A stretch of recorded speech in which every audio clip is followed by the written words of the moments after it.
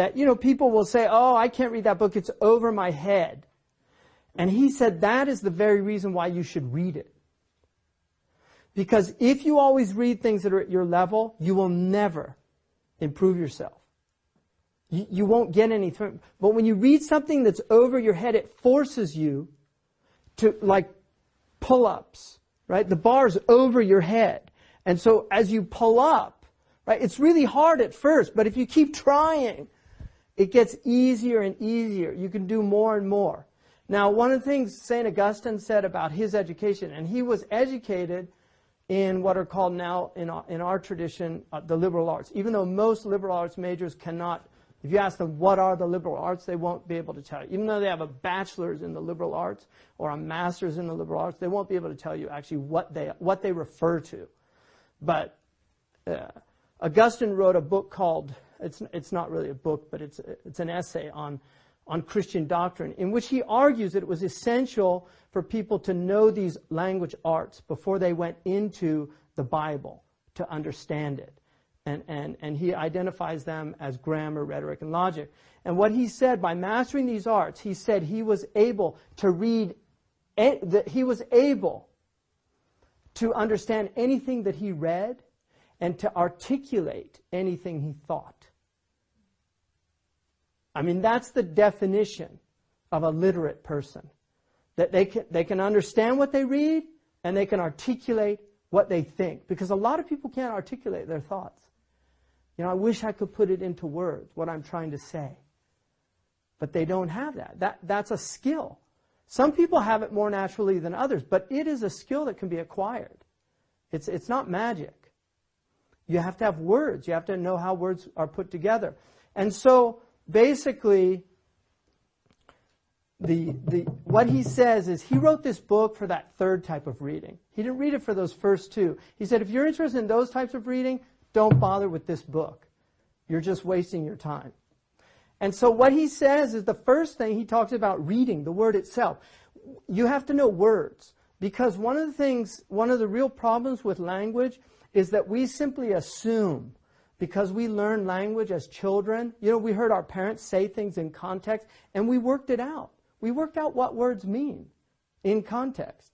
But many words are ambiguous. You have in logic something called an amphibole, which is where you have double entendres, syntax that can actually mean different things, even though it's said the same way. Sometimes it's written, and sometimes it's how you speak it, right?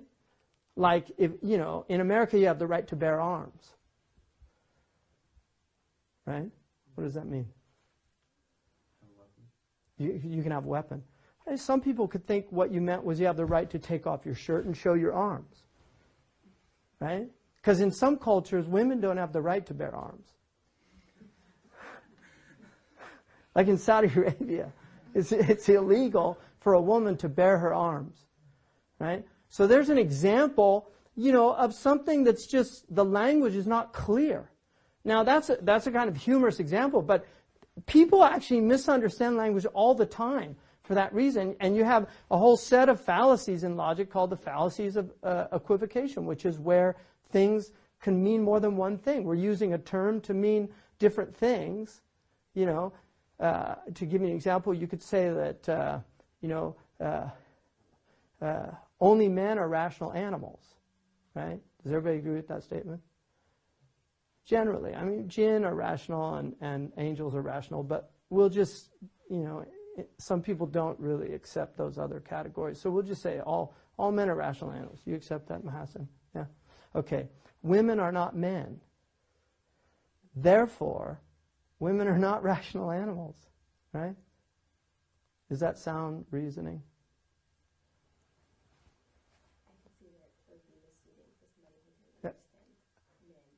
Yeah, okay, good. See, the equivocal term there is men, because in the first term, it's a universal term that includes women. But in the conclusion, I'm basically excluding women from men. So I'm using a term, right, ambiguously, which is one of the rules in logic that you cannot do. Terms have to be unambiguous. So what he says is, you have to know the words that the author's using and how he's using them. And that's very important. So reading, what does reading mean? Like reading. What does it mean? I'm not reading you, Fatima. You know, I don't, what does that mean? I'm not reading you. I don't know what you mean, right? Yeah, exactly. I don't know where you're coming from. I'm not reading you, right? Or, you know what, Mahasin, you're reading between the lines here, right? I mean, we can use the word in a lot of different ways, right? But, and so there's a basic meaning, which is just to read. But if you actually look, one of the meanings in Old English for read is the fourth stomach of a ruminant, right? Because ruminants have 4 stomachs. And what do ruminants do? They chew the cud, right? And they swallow it, and then what do? They spit it back up, chew it some more, swallow it, spit it back up, chew it some more. So isn't it interesting that our word to read and to ruminate, to ponder things, has to do with this idea of chewing. You know, Bacon said that some books are to be tasted, some books are to be swallowed, and some books are to be chewed and digested. Right? So the idea that reading is something that, it's not just this superficial thing here, even in our language. And that's one of the beauties of a dictionary of etymology, you see, because you can really get, you know, Heidegger, who's a German philosopher, said language is the house of being. What do you think he meant by that? Language is the house of being. I mean, first of all, what's being? How's he using that term? Being is a term. If it's something non-static, it's constant. What is being? Existence, right? Everything that is, right, has existence. That's being. Like this. So metaphysics is the study of being, right? So when he says language is the house of being, what's he mean? What happens in a house? You live in it, right? You know, you live in your house. It's where you spend your time. So for us as conscientious beings, right? Because we're really, out of all these other animals that are out there, we're the ones that are thinking about what's going to happen to, you know, my retirement plan. You know, there's no birds worrying about their 401ks. They're not out there. There's no lizards that are like, oh my God, the economy is so depressed. You know, what am I going to do? You know, right? They're not out there. But because we can actually think about things, you know, cogitate, think about the future, worry about the future, like language is where all this experience is residing, right? It's residing in our language. And he felt that if you could get back, he believed Greek was the essential language. If you could get back to these ancient terms from the Greeks, you could really understand like if you could really get to the meaning of philos and agape and eros, terms that dealt with love, because there's different types of love. The Greeks distinguish. The Arabs distinguish. We don't really distinguish. We have to use adjectives to differentiate between our types of love. But other languages actually have different words for different types of love because they recognize they're not the same. So one of the really important things to have when you're reading seriously is, if you're reading a great writer, because great writers, they differ from other writers in that they're very specific about the words they use. You know, and when you get into poetry, it's even more so, because poets are not only using words based on their meanings, but they're using words based on their sounds. Like in English, we have mutes and liquids. Do you know mutes and liquids? Like ka is a mute, because a mute sound, you have to have a vowel to complete it, right? So you have a word like stop, you know, the P is a mute sound.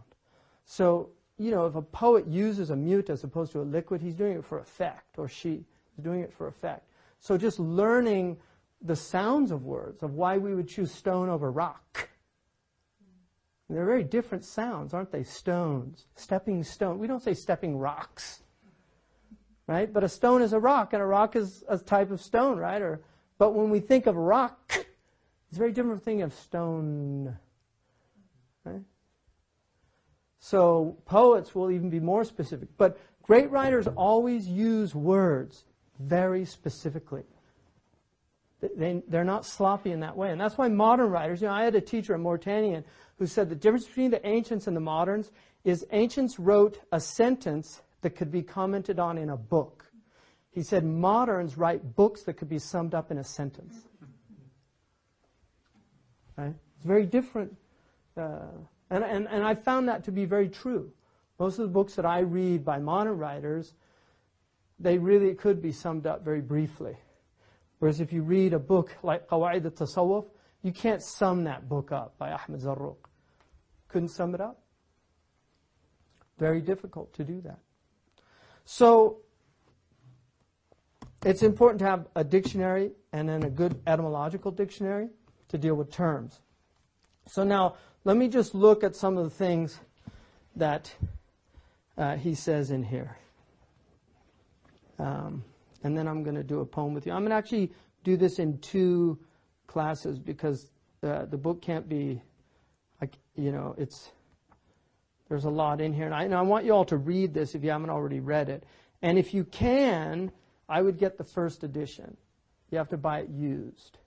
Problem is, if you all buy it at once, it shoots up in price because used books, now they've got the computers, so they're very aware of movement with a book. Right? Suddenly it's like $7 and it shoots up to $99 because they're limited. But the 1940, the first edition is, I think, much better. I've read both of them. I had to read the Van Doren version in college.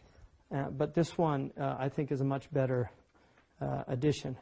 But one of the things that he argues in here, at the outset, he talks about reading, and then he talks about reading is learning, and he says that there's no such thing as passive reading. You can't read passively. There's only more active reading.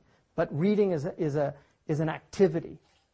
Watching a film can be completely passive because you're just you're receptive, and it can stimulate you. You can at the emotional level. Some films can stimulate you intellectually. I mean, some films, a film like Redbeard by Kurosawa is, I think, as edifying as a lot of books. In just terms of and great film directors. They have a purpose in making their films. They're not making their films simply to entertain, although that's one level that the film could be taken on. But one of the things that he says in here is that he realized after he'd gotten his degree that he was actually a poor reader. He's got his PhD, and he was put into this class to teach. And he said that he'd read these books again, and he realized he hadn't really read them the first time. He thought he had. And then he was teaching in this seminar with Van Doren. And what happened was, he said he started reading commentaries and encyclopedia articles about the books. And so he would come like thinking he was really prepared. But he said most of the good students had already done that. And he said what would happen is they would end up discussing things about the book, but they weren't discussing the book. And he said what really, and he's very humble in that he mentions that it was a great blessing for him to have been exposed